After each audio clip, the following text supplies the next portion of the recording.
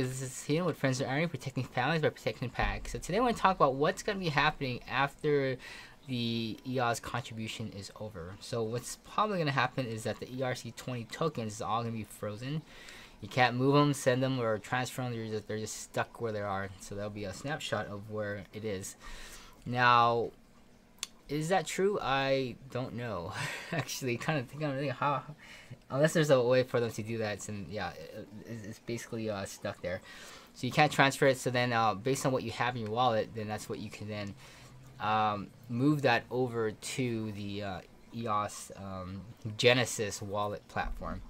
So as far as what is that, and how to access it, that is still unclear at this point. But what I know from BitShares is that if you have a token there, they will basically, it's basically an IOU. So Open Ledger kind of, in a sense, has it. And then it's an IOU for that EOS. So they will take care of the transferring, all that stuff. And so as long as you're exchanging on EOS on that platform, it'll remain what it is as an IOU for EOS. As far as the state from ERC20 to Gateway, that's all going to be squared away for you. Okay, so I don't see any hiccups or any dumping on BitShares. If that is also the same case with Binance, then I think the initial launch or the dumping should be already done. All right, unless they totally launch a brand new EOS type whatever. But I think it seems like a seamless transition between the two. Of course, there will be some pumping in the beginning, towards the end, maybe the last week of it ending. People will try to get in, and then once it gets to an overbought position, expect it to correct, maybe around the $50 mark or something like that, back down to like 20, 30-ish. It could keep going depending on how the project progresses. But you probably want to sell these, or at least get your initial investment out by that time. And if it does go lower and you want to continue buying more, buy it. Or for me, I think I'll probably gonna move on to a different coin. Me primarily probably BitShares. A couple other ones is probably Tron, and I have to say it, but I'm gonna have to hedge it with a little bit of Ripple too. So we'll see about that. And then after that, steam it. Okay, so that's kind of where I'm transitioning, where after I've kind of done my initial investment, I've already kind of set my sell orders all the way through as high as I can. So even it goes all the way to 1,000 to, who knows, 10,000, I'll still have some coins to sell all the way throughout to the end. So let me kind of show you a little bit of that here. Let me switch over. This is, was not prepared for this, so let me just show you. Alright. Reload without, no, I don't want to do that. Okay, let's see what happens. Alright, here it is. So this is the price. So as the value increases by the Fibonacci levels, you can see the price of EOS going from if you picked about $5 all the way up to $8,000. Okay, so if this is the amount of coins you have, that's kind of the ladder out of selling 10% of what your initial portfolio is. So you kind of see it, no matter how much you sell 10% of that, then you only sell 5. You sell 10% of that, and you only sell 4. So it gets harder and harder to sell it all out. But as you sell it all out, your value also increases. So even at 50 coins left, at 7,000 apiece, it's still a good hefty $500,000 sitting there if you only started with $1,000 investment. Okay, at $5 a coin. Alright, so I'm gonna probably be doing this with Tron, with Ripple, with everything else. As soon as I pull my initial investment out, I'm gonna move out to a different coin, do this ladder out strategy, and just kind of let it play out. Okay, if it doesn't play out, I know that for sure by this point here, when it reaches 40 bucks, I would have already more than enough gathered my initial investment of $1,000 already taken care of and out. Okay, so that's the game I'm playing. there it is. So I do a little differently. I don't like go all in and so watch it and try to sell it all out. I'm like, this is like a long term kind of thing.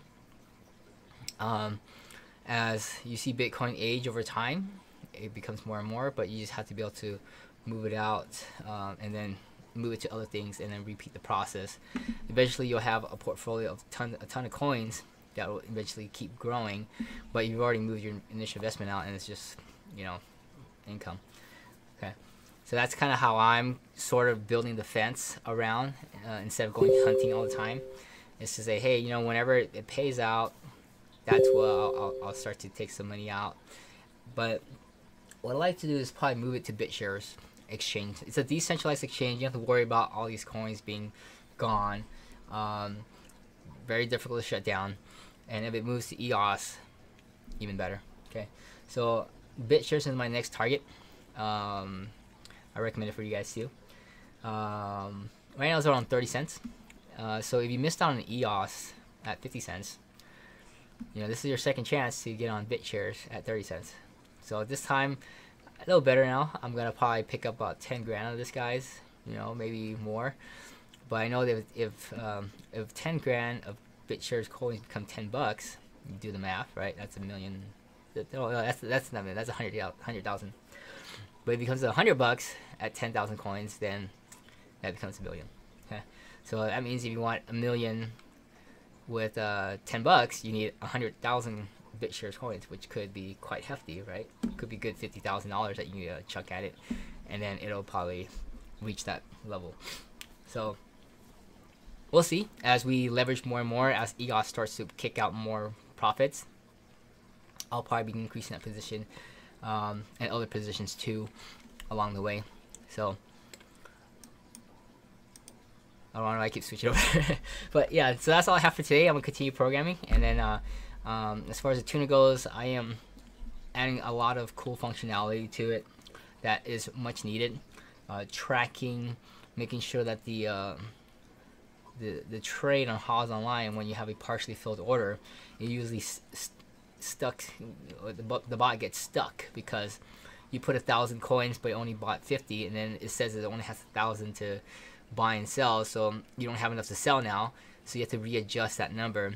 And Haas doesn't do that for you guys because it has to calculate the ROI accordingly, and when you adjust those coins, it's gonna blow up the ROI too high, and you don't want to mess up the calculations or whatever.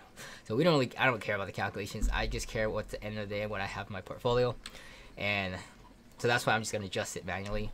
I mean, with the tuner, so it's gonna detect for that. Make sure that when you guys do higher portfolios where you don't get filled out, you can still continue trading and don't get stuck out.